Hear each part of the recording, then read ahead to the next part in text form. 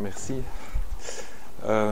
Monsieur le Président, Monsieur le Secrétaire perpétuel, chers collègues, Mesdames, Messieurs, je voudrais tout d'abord remercier le bureau de l'Académie de m'avoir invité à venir parler aujourd'hui de substances naturelles devant cette illustre audience. Je voudrais tout d'abord préciser que je suis plus spécialiste de substances naturelles que de la malaria, même si donc nous avons beaucoup travaillé dans le domaine de la malaria. Alors, voilà, ça fonctionne. Donc, je vais évidemment commencer par resituer un petit peu la malaria, le paludisme. Qu'est-ce que c'est que cette maladie? Et puis, vous parler des médicaments actuels du paludisme, quel est le traitement qui est utilisé contre le paludisme. Et puis, je parlerai après quelques mots sur les plantes en général dans le paludisme, des travaux que nous avons réalisés à Liège. Donc, d'abord, quelques généralités sur le paludisme. Donc, comme on vient de le dire, cette maladie est provoquée par un protozoaire qui est donc le plasmodium. Vous avez ici quelques illustrations en microscopie optique et électronique. Ici, c'est un globule rouge et on voit le parasite qui est en train de pénétrer, je vais peut-être remonter là, de pénétrer à l'intérieur donc du globule rouge. C'est l'autre. Alors, il y a 5 espèces qui sont en fait des parasites qui peuvent affecter l'homme et qui sont donc principalement le Plasmodium falciparum qui est celui qui cause de mortalité. C'est le seul qui est mortel chez l'homme. Et il y a 4 autres espèces qui sont Plasmodium vivax, Plasmodium malariae, ovale et beaucoup plus récemment le Plasmodium knowlesi qui est en fait un parasite de singes, de macaques donc en Asie du Sud-Ouest et qui récemment a été décrit pouvant affecter également l'homme. Alors le gros problème de cette maladie, de ce parasite, ce sont des eucaryotes avec un génome très complexe, beaucoup plus complexe que celui des bactéries, et c'est une des raisons qui explique la difficulté de lutter, l'adaptabilité du parasite et la difficulté de lutter, donc de trouver des médicaments spécifiques contre ce pathogène.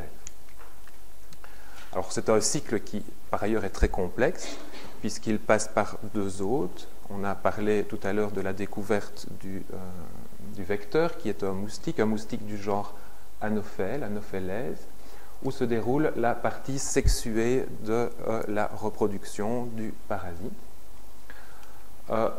Puis ensuite, donc, se déroule chez l'homme une reproduction asexuée qui est en plus découplée en 2 parties, en 2 stades. Il y a une première multiplication qui a lieu au niveau des hépatocytes, au niveau du foie, et ensuite une libération de ce qu'on appelle des mérozoïtes qui vont aller infecter les globules rouges. Et c'est uniquement cette partie du cycle de reproduction qui est la partie symptomatique, symptomatologie chez l'homme. Donc on a une multiplication au sein des globules rouges avec, au terme de celle-ci, un éclatement des globules rouges, une libération de nouveaux mérozoïtes qui vont poursuivre le cycle et éventuellement, dans certains stimuli, provoque la libération de gamétocytes qui vont être récupérés par un moustique pour poursuivre l'infection chez d'autres personnes. Alors, quelle est l'épidémiologie de cette maladie? C'est un gros problème puisque au niveau des statistiques de l'OMS, donc ce sont les statistiques de 2012, on répertorie plus de 250 millions de cas de par le monde, dont plus de 600 000 morts. Alors, ces chiffres ont quelque peu décru ces dernières années. Il y a eu une amélioration de la prévention. On dit aussi que les comptages par l'OMS ont diminué, ce qui explique une diminution du nombre de cas répertoriés. Il y a eu une publication dans le Lancet très récemment qui montre que la mortalité est en fait sous-évaluée et qu'elle est toujours bien au-delà du 1 million de morts par an, dont la très grosse majorité en Afrique. Donc, ceci, c'est la répartition de la maladie, de la malaria, et donc on voit que ce sont dans les zones intertropicales que l'on va rencontrer cette maladie, avec vraiment l'Afrique qui paye le tribut le plus lourd. Alors, c'est un petit peu hors sujet, mais je ne peux pas parler de malaria ici aujourd'hui sans dire quelques mots sur le vaccin, puisqu'on en parle beaucoup. Donc effectivement, il y a un vaccin qui est actuellement en phase d'étude clinique. Donc c'est un vaccin qui vise la phase pré-érythrocytaire, c'est-à-dire qu'il vise donc des antigènes, donc des séquences d'une protéine de surface du sporozoïde. Donc le sporozoïde, c'est ce qui est inoculé par le moustique lors de la piqûre et qui va aller affecter les cellules du foie. Et ces antigènes sont également exprimés à la surface des cellules hépatiques affectées. Donc c'est un vaccin qui vise à empêcher l'arrivée à la phase symptomatique de la maladie. Alors le vaccin est actuellement en essai clinique de phase 3. L'essai clinique de phase 2 avait montré une protection d'environ 50%. Donc 50% des personnes traitées ne présentaient pas de symptômes. Les résultats sont malheureusement plus modestes pour les premiers résultats de la phase 3 qui a été menée sur environ 6000 enfants. Et au bout de 14 mois, l'efficacité est d'environ 30%, ce qui peut éventuellement rester intéressant au niveau d'une population, mais qui est loin d'être évidemment encore ce qui est attendu. Alors on s'interroge encore aussi sur la durée de la protection. Donc là, on aura des infos prochainement, puisque l'essai est toujours en cours. L'objectif nouveau de l'industrie pharmaceutique, c'est GSK, qui développe ce vaccin avec beaucoup d'aide, notamment de la fondation Bill et Melinda Gates, c'est d'avoir un vaccin qui serait réellement efficace en 2025 et qui serait un vaccin qui associerait plusieurs antigènes différents. Alors j'en arrive donc au médicament du paludisme. Alors la plus ancienne mention écrite d'un médicament pour traiter le paludisme, ce qu'on appelait les fièvres, et qu'on sait maintenant être le paludisme, se trouve dans la médecine chinoise. Et il s'agit d'un texte chinois qui est daté d'environ 1000 avant Jésus-Christ, où on mentionne effectivement le Qinghao, qui est une plante chinoise. C'est l'armoise annuelle que je vais vous montrer juste après, donc qui est ici, pour le traitement des fièvres. Alors, cette armoise annuelle, la voici.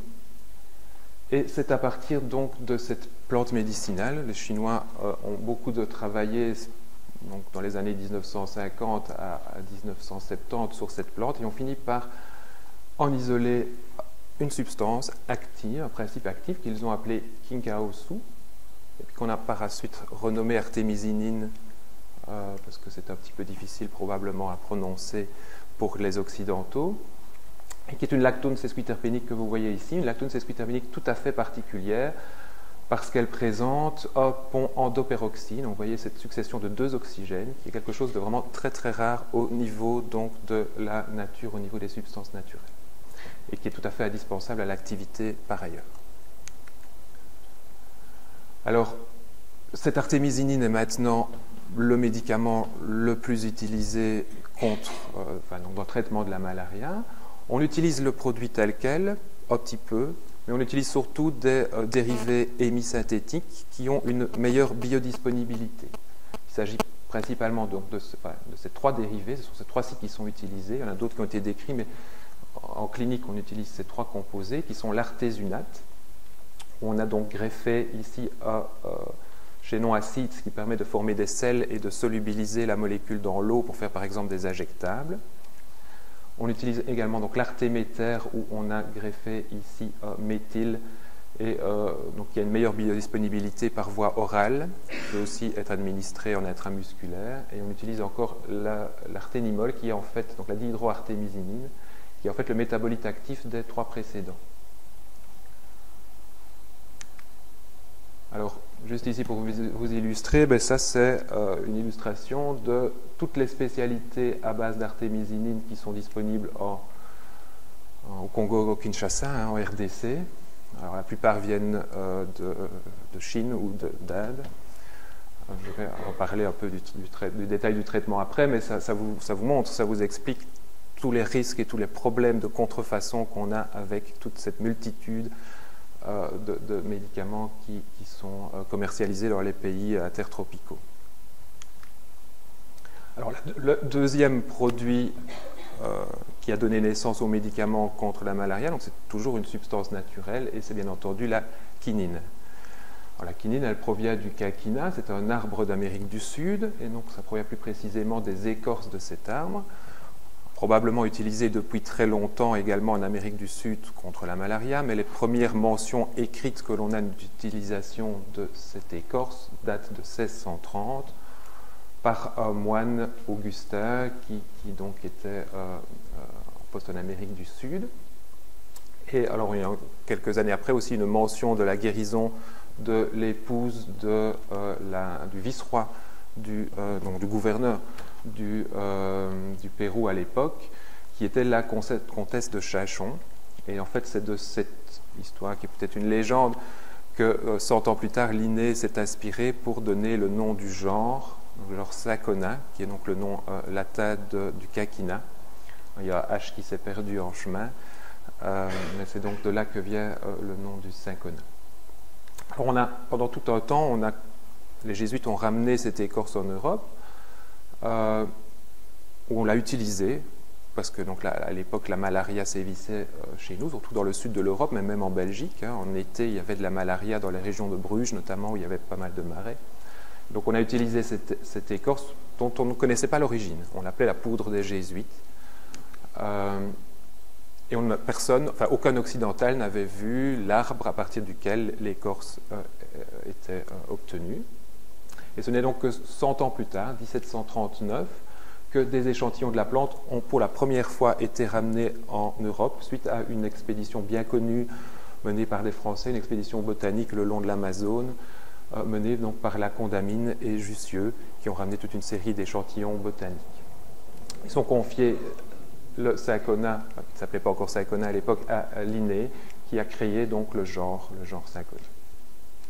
100 ans plus tard, la quinine a été isolée par deux pharmaciens français, que vous voyez ici, qui sont Pelletier et Caventou. Donc c'est une des premières substances pures issues d'une plante à avoir été isolée et utilisée en médecine.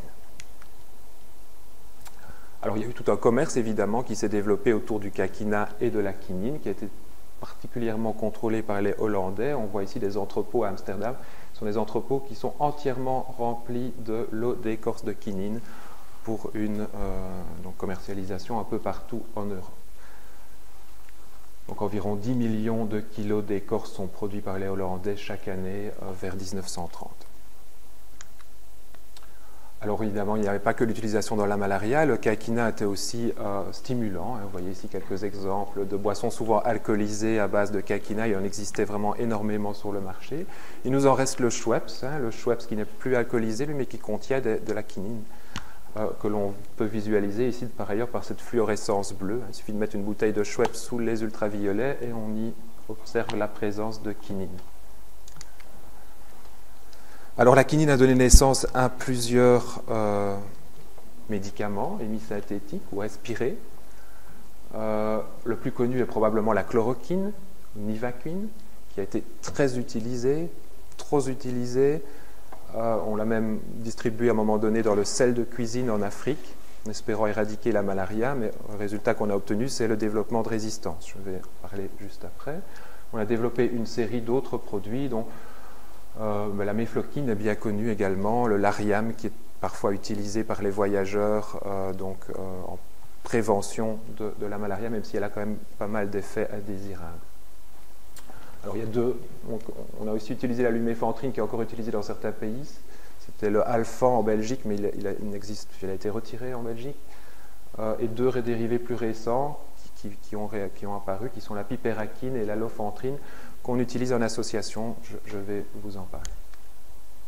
Donc, le gros problème de la malaria, c'est la résistance. Comme je vous le disais, donc, le produit qui a été le plus utilisé pour lutter contre la malaria, c'est la chloroquine. On l'a vraiment très largement utilisé. C'est un produit qui était bon marché, facile à produire et qui a été très largement utilisé, comme je vous le disais, même distribué à très large échelle en prévention. Alors, le résultat de tout cela, c'est qu'à partir des années 60, s'est développée une résistance à cette chloroquine qui est maintenant mondiale. Et donc, on ne peut pratiquement plus utiliser, sauf dans quelques petites zones ici en Amérique centrale, la chloroquine. On ne devrait d'ailleurs plus l'utiliser parce que tant qu'elle est commercialisée, comme elle est bon marché, le problème c'est que les populations, tant qu'elle est disponible, continuent à utiliser ce produit alors qu'il y a des résistances plutôt que de privilégier d'autres composés plus chers malheureusement. Donc là, ça pose un gros problème.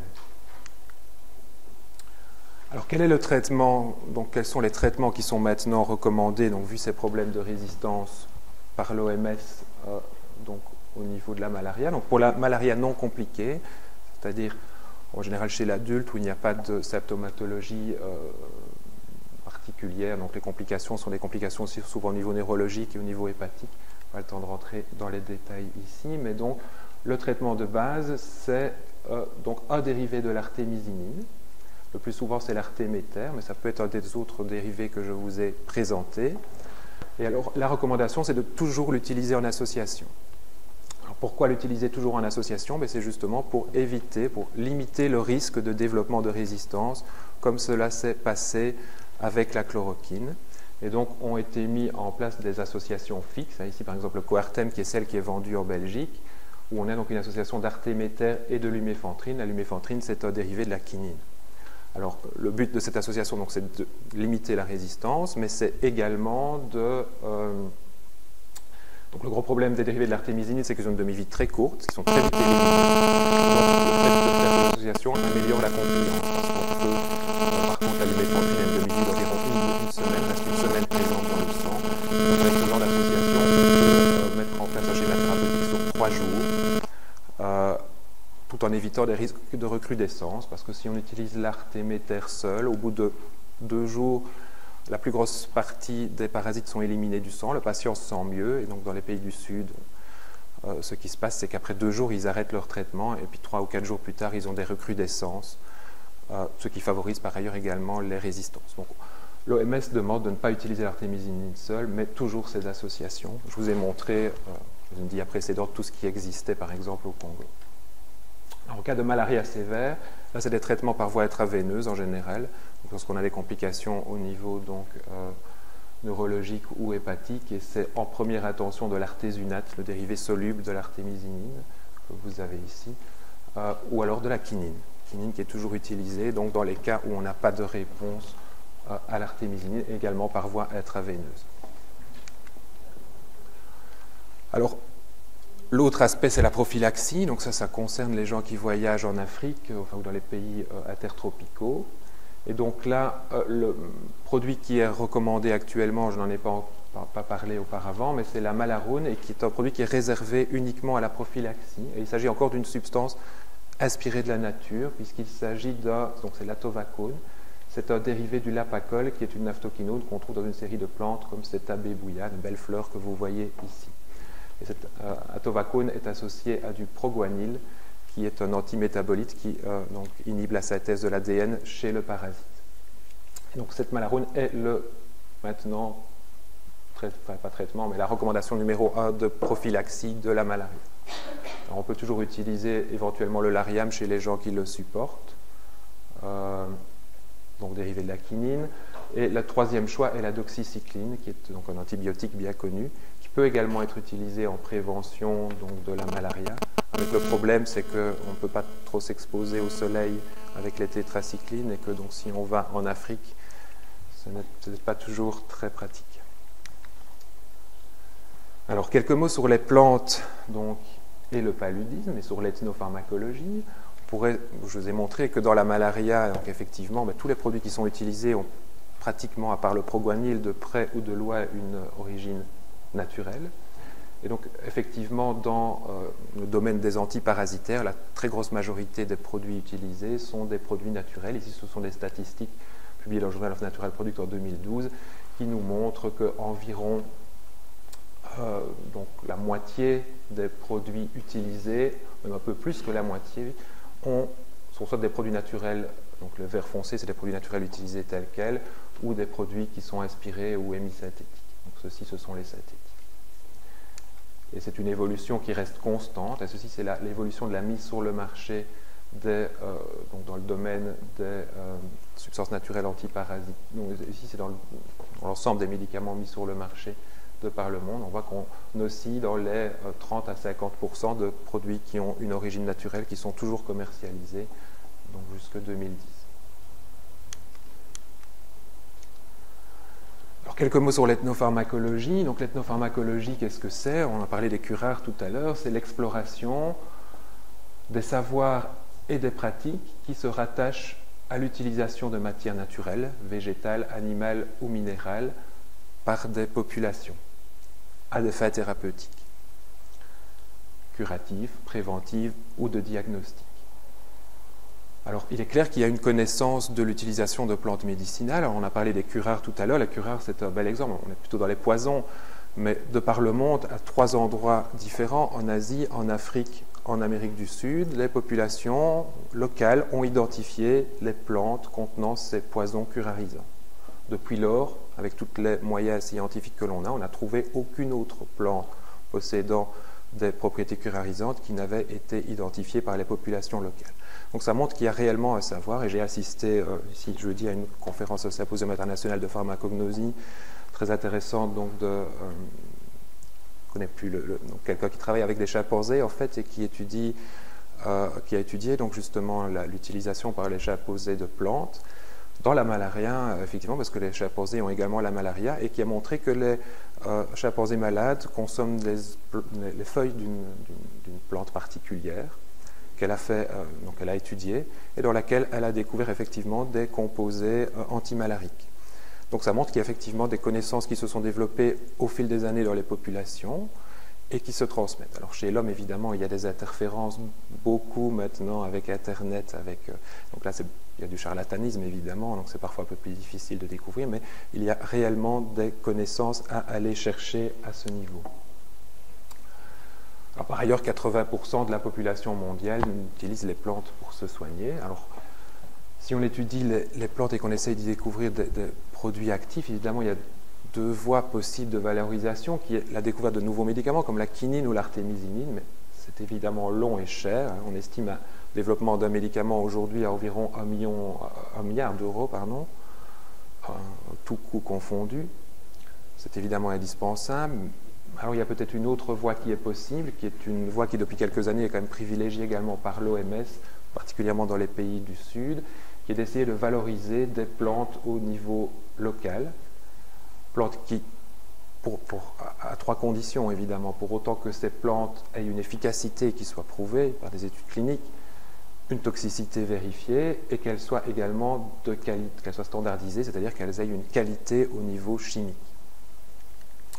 Alors effectivement, depuis Alma Ata, l'OMS a une position qui essaye quand même de soutenir, parce qu'il y a vraiment un très gros problème dans les pays intertropicaux de disponibilité des médicaments, donc de soutenir la médecine traditionnelle et d'essayer de l'intégrer dans les systèmes de santé en assurant l'utilisation de produits et de pratiques sans danger, efficaces et sur base de données cliniques. Et c'est ce qu'on appelle des médicaments traditionnels améliorés, des MTA. Alors j'en arrive maintenant aux travaux que nous avons réalisés à Liège, donc dans le cadre des substances naturelles. Donc nous recherchons particulièrement des plantes qui ont une activité sur la malaria. Alors évidemment, nous devons utiliser des modèles de laboratoire qui s'éloignent parfois, de ce qui est utilisé par les populations locales. Donc, nous sommes obligés de faire des extractions, évidemment. Donc, on sélectionne les plantes. On essaie de se baser sur l'ethnopharmacologie. Et puis là, nous devons extraire les substances qui s'y trouvent. Alors là, évidemment, il y a déjà un biais par rapport parfois à l'utilisation locale, parce qu'on a besoin de faire des extraits pour pouvoir ensuite les évaluer dans des tests biologiques. Alors, ces tests biologiques vont nous permettre à faire un fractionnement bioguidé, donc à suivre de manière, à essayer d'identifier dans la plante les substances responsables de l'activité pour pouvoir les isoler, les identifier par la suite. Alors nous disposons de 2 types de tests qui sont des tests d'une part in vitro en première ligne qui nous permettent de tester les plantes et puis les substances isolées sur des différentes souches plasmodiales, notamment sensibles ou résistantes à la chloroquine ou à d'autres antipaludiques. Donc c'est des tests qui se réalisent en plaques multipuits. Vous voyez ici une vue microscopique de globules rouges parasités par qui font ici colorés, ce sont des parasites de la malaria. Ici, c'est un schizonte qui vient d'éclater et qui libère des thimérozoïtes qui vont aller réaffecter, enfin, ils n'auront plus le faire là, puisqu'ils ont été fixés, colorés sur une lame, mais qui devraient aller réaffecter les globules rouges voisins. Et on dispose également d'un test in vivo sur souris. Alors, sur souris, on ne peut pas utiliser le parasite qui affecte l'homme, le Plasmodium falciparum, parce que donc, il ne se multiplie pas chez les rongeurs. Donc le modèle qui est préconisé par l'ONS, c'est le Plasmodium berghei, qui a une biologie relativement comparable à celle du Plasmodium falciparum. Alors comment en est-on arrivé à Liège à travailler les substances antipaludiques? Parce qu'on a dit dans l'introduction, le laboratoire de Liège était spécialisé dans les strychnos, notamment les strychnos curarisants. Ce qui s'est passé, c'est que dans les années 1980, le professeur Angenot, plus exactement, a observé que on décrivait des activités antipaludiques pour certains alcaloïdes comme la tubulosine, que vous voyez ici, alcaloïdes qui ressemblaient très fort à ce que l'on peut trouver dans les strychnos. Donc on a eu l'idée d'investiguer les strychnos pour voir s'ils ne posséderaient pas, eux également, des propriétés antipaludiques.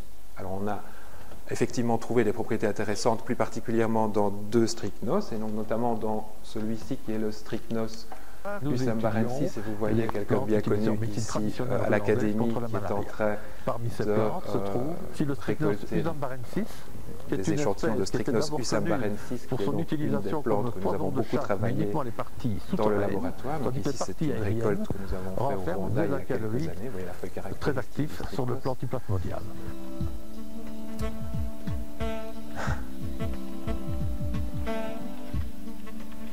Dans ce cas-ci, c'est les feuilles que nous avions donc travaillées. Notre récolte ici. On a également travaillé un deuxième strychnos qui est un strychnos, donc dans les deux cas, c'est des plantes africaines d'Afrique centrale, qui est le strychnos icaja. Nous avons donc fait des fractionnements bioguidés. Donc ici, c'est un petit exemple. Ceci, ce sont différentes fractions. Donc on sépare les constituants en plusieurs groupes dans les plantes, et puis on teste l'activité. On voit que ici, cet extrait présente une activité beaucoup plus importante que les autres, et donc on continue à investiguer cet extrait jusqu'à arriver aux substances responsables de l'activité. Et nous sommes arrivés à une série d'alcaloïdes bisadoliques, donc présentant deux chaînons indoles, que vous voyez ici, c'est des alcaloïdes assez complexes, présentant effectivement des activités très intéressantes, donc de l'ordre du nanomolaire sur le plasmodium, et également une sélectivité. Parce que donc, nous évaluons également la sélectivité entre donc les cellules de plasmodium et des cellules eucaryotes humaines, donc, ce qui est représenté par des index de sélectivité ici. Au niveau des normes de l'OMS, on demande une sélectivité d'environ 10 au minimum pour pouvoir poursuivre les investigations sur les substances. Donc on est arrivé à deux grands groupes d'alcaloïdes bisadoliques, ce groupe ici de la strychnopentamine que vous voyez ici, provenant du Strychnos usambarensis, et le groupe des isosungusines, que vous voyez ici, qui sont toujours des bisadoliques et qui proviennent de l'autre strychnos, le Strychnos icaja. Également avec des activités et des index de sélectivité intéressants. On a également, ça c'est un peu anecdotique, mais je me viens de vous le montrer, isolé dans ce cadre de ces travaux, le premier alcaloïde trisadolique, le seul d'ailleurs décrit à ce jour d'origine naturelle, donc à partir du Strychnos icaja. Une molécule très complexe et tout à fait originelle. Alors ces substances sont également actives in vivo. Donc ici on a l'activité par exemple de l'isosungusine. Donc vous voyez ici donc l'évolution de la parasitémie chez une souris non traitée, et ici l'évolution de la parasitémie chez les souris qui ont été traitées. Alors le gros problème de ces substances, en général les substances naturelles et plus particulièrement les alcaloïdes de strychnos, mais c'est souvent qu'on les obtient en faible quantité. Par exemple, les alcaloïdes les plus actifs, on n'a pas pu les tester in vivo parce que c'était aussi les moins abondants, et donc on n'avait pas des quantités suffisantes que pour pouvoir les tester in vivo. Donc une des manières de, évidemment, pouvoir aller plus loin dans les recherches de niveau, c'est de faire de l'hémisynthèse, donc de pouvoir les produire en plus grande quantité. Et donc là, nous travaillons actuellement sur les alcaloïdes bisadoliques du Strychnos icaja en collaboration avec l'Université de Temple à Philadelphie, où un doctorant est actuellement en train de mettre au point donc, la synthèse des dérivés de type isosungusine en partant de strychnine, qui est, que l'on peut obtenir à coût très faible. Et donc on espère d'ici un an pouvoir avoir cette synthèse, ce qui nous permettra de poursuivre nos investigations sur ces composés. Alors, le temps passe, je vais peut-être passer ceci. Et on arrivait donc aux autres projets du laboratoire qui sont donc actuellement en cours, parce que nous ne travaillons pas que sur les strychnos. Et donc nous avons initié depuis quelques années des collaborations avec des universités dans différents pays au Rwanda, au Bénin via l'UCL, au Congo, au Burkina Faso et sur l'île de la Réunion, où nous investiguons différentes plantes. Je vais passer quelques exemples rapidement en revue. Donc, au Burkina Faso, on travaille avec l'université de Ouagadougou et avec une association, une ONG qui s'appelle Jardin du Monde, qui est active sur place, où nous avons donc là recensé 72 espèces utilisées dans le traitement du paludisme, que nous avons criblées. Et donc nous sommes arrivés à finalement 13 espèces et 17 échantillons qui ont été testés. Et parmi ces 13 espèces, 8 se sont révélées actives. 3 particulièrement actives, Dichomatomentosa, Psorospermum senegalense et Gardenia socotensis. Et donc nous avons poursuivi l'étude sur ces espèces. Des illustrations de quelques-unes des plantes actives. Et donc la plus intéressante était le Dichomatomentosa, qui était la plus active de toutes celles testées, avec une activité in vivo, et l'extrait à queue également actif, ce qui se rapproche évidemment de l'usage traditionnel par la population. On n'avait jamais décrit d'activité pour cette plante. Le fractionnement guidé a permis d'arriver à l'isolement d'un alcaloïde qui est ici, et d'une lactone sesquiterpénique, j'étais toujours sur mes alcaloïdes de Strychnos, donc d'une lactone sesquiterpénique qui est ici, qui est l'urospermal 15-O-acétate, qui est donc un mélampolide, et qui explique l'activité effectivement de la plante. On a pu le doser et confirmer que l'activité de ce produit expliquait l'activité de la plante. Alors, quand même quelques petits problèmes qui doivent être élucidés avec ce produit, c'est qu'il présente une certaine génotoxicité. Donc, ce n'est probablement pas une plante à recommander en usage traditionnel, mais c'est évidemment quelque chose d'important à savoir aussi. Donc, si on veut mettre sur place un MTA, il y a l'efficacité, mais il y a aussi la sécurité d'emploi, et donc dans ce cas-ci, il y a des soucis liés et probablement à la présence de ce méthylène hexacyclique sur la structure. Alors, nous avons également travaillé au Congo. Au Congo, nous sommes insérés dans un programme plus général qui avait été notamment initié avec l'université d'Anvers, ici en Belgique, où ils avaient sélectionné une série de plantes. Et donc nous en avons dans cette série étudié 4. Dans ces 4, 2 étaient actives. La plus intéressante était la Nysopapus chinensis, qui présente donc également une bonne activité in vivo, avec donc une inhibition d'environ 80-85%, de 85% pour l'extrait à queue par exemple, donc de croissance du parasite chez la souris. Également, on voit ici une reprise de poids par rapport aux souris non traitées, des souris traitées. Et donc là, l'activité est due à un diterpénoïde que l'on voit ici. Ce diterpénoïde que nous voyons ici participe à l'activité parce qu'il n'explique pas la totalité de l'activité. On a également un flavonoïde. Et donc là, on pense qu'il y a des synergies entre différents constituants. Parce que quand nous avons fait le fractionnement bioguidé, nous ne sommes pas arrivés à un seul constituant actif. Et donc, il y a probablement des synergies d'action entre différents constituants présents dans cette plante. Alors là, par contre, on a pu faire au Congo des tests de toxicité. Et donc, on a vraiment un très bon index au niveau de la sécurité d'utilisation. Et donc là, ça pourrait être un candidat intéressant, une plante candidat intéressant pour des essais cliniques chez l'homme. Nous avons également travaillé au Rwanda. C'est l'Université nationale du Rwanda qui a mené elle-même l'enquête auprès de 74 tradipraticiens. Donc on a investigué des différentes préparations, finalement sélectionné 13 plantes et 19 échantillons, plusieurs plantes actives, et la plus intéressante est probablement le Terminalia mollis, où l'activité est due à l'acide éllagique que vous voyez ici. Alors cet acide éllagique a une activité tout à fait surprenante, c'est une petite molécule très simple, que l'on trouve par ailleurs dans la grenade, qui a donc une activité in vitro de l'ordre du 0,1, donc de 100 nanogrammes par millilitre, mais qui est très active in vivo. Vous voyez que donc on a une activité tout à fait comparable. Donc ceci c'est l'artésunate, traitement de souris par l'artésunate, et on a une activité tout à fait comparable à l'artésunate. Alors le seul problème, c'est que cette activité c'est uniquement par voie parentérale, et que donc les petits carrés blancs c'est l'activité par voie orale, et donc on a des problèmes de biodisponibilité. Mais si on peut améliorer la biodisponibilité de ce composé, ça pourrait être un candidat tout à fait intéressant parce qu'il est un produit qui est bien connu et qui est complètement atoxique. Alors, le dernier gros projet que nous avons, c'est avec l'île de la Réunion, où là, nous nous insérons dans un projet européen qui vise à investiguer la diversité floristique de l'île de la Réunion. Donc l'île de la Réunion, c'est un biotope tout à fait particulier où l'on retrouve environ 30% de plantes endémiques, c'est-à-dire des plantes qui ne poussent que sur cette île.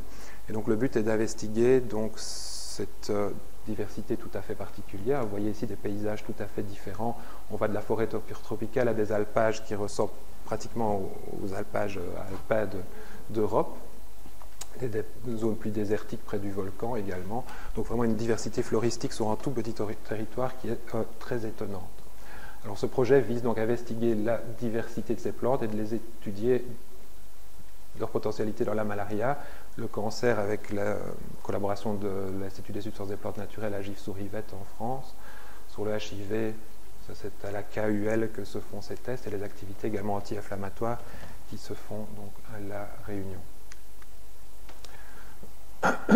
Donc, les premiers résultats du screening montrent que les plantes endémiques ont particulièrement une activité intéressante. Alors, on a déjà 4 plantes qui sont sélectionnées, mais je dois avoir repris les chiffres ici. Donc, on a plus de 120 plantes qui sont en cours de test. 120 plantes et également 120 invertébrés marins, parce qu'on investigue également les invertébrés marins dans ce cadre de cette étude. Donc là, on en est au début, mais nous avons déjà 4 plantes qui sont actives. Et nous avons un résultat très intéressant avec les organismes marins, une éponge qui est Biemna labutei, où nous avons isolé donc 7 nouveaux alcaloïdes, qui sont ces nétamines ici. Donc l'extrait a une activité très intéressante, et donc les produits purs sont actuellement en cours de test, mais sont probablement responsables de l'activité. C'est des produits qui pourraient peut-être être accessibles par synthèse et qui pourraient se révéler intéressants. Voilà, j'en terminerai ici, et donc je veux évidemment remercier les différents organismes qui ont financé ces travaux, principalement le FNRS, et pour tous les travaux de coopération, la coopération universitaire au développement, ainsi que toutes les personnes que je ne pourrais pas citer ici, mais qui ont participé de près et de loin à ces travaux dans différentes universités, et tout le personnel du laboratoire de pharmacognosie, et également mon mentor, le professeur Angenot, qui a initié tous ces travaux. Je vous remercie pour votre attention.